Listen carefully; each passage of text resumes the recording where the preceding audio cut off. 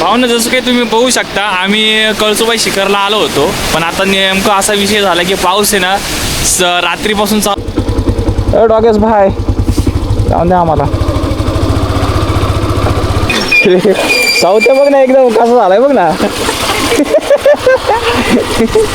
जसं काय ते याचं पोत नाही का.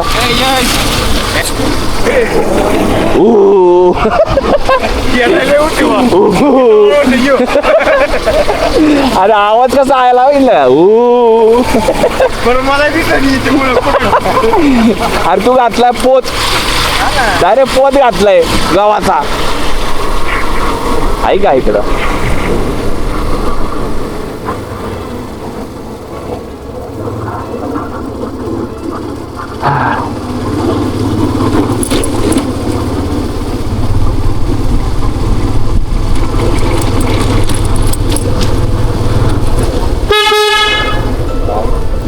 मग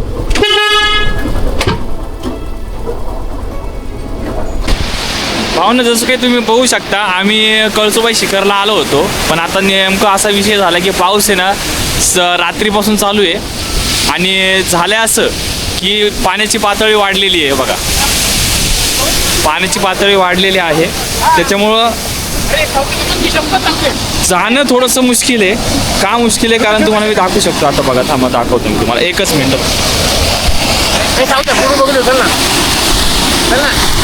हे पहा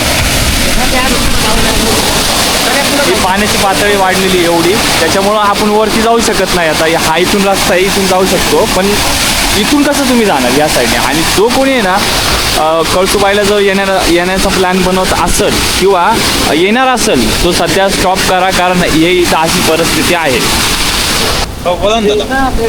मला आता ही पातळी वाढलेली आहे आपली पाण्याची, तर आता हे कधीपर्यंत खाली जाऊ शकते काय अंदाज. जोपर्यंत पाऊस पडतोय तोपर्यंत तर काही हटणार नाही. आता हा पाऊस रात्रीपासून चालूच आहे ना. हो खूपच पाऊस आहे. अच्छा. आणि गावकऱ्यांचं पण असं म्हणणं आहे की हा जो ऋतू आहे इथं दुर्घटना जास्त होतात आहे. कारण काही पोरं हुल्लडबाजी वगैरे करताना ना स्वतःचा जीव हा धोक्यात आणतात. हे तुम्ही बघू शकता, बरंचसं पाणी झालेलं आहे. तुम्हाला थोडंसं पुढं पण दाखवू शकतो मी आता की मेन आपल्याला जिथून जायचं होतं तो रस्ताच बंद आहे. हे पहा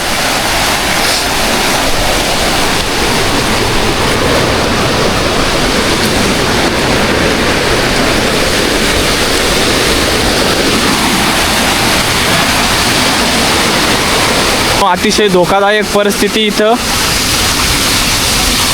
इकडं हा जोपर्यंत फ्लो कमी होत नाही तोपर्यंत आपण जाऊ शकत नाही. कळसुबाई शिखरला जो येत असेल त्यांनी त्यांचा प्लॅन जरा स्टॉप केला पाहिजे, कारण ही परिस्थिती खूप भयानक आहे इकडं. आम्ही सुद्धा याच आशेने आलो होतो की वरती ट्रॅकिंगला आपल्याला सोडतील म्हणून, पण हे तुम्ही परिस्थिती बघू शकता. ही अशी परिस्थिती आहे.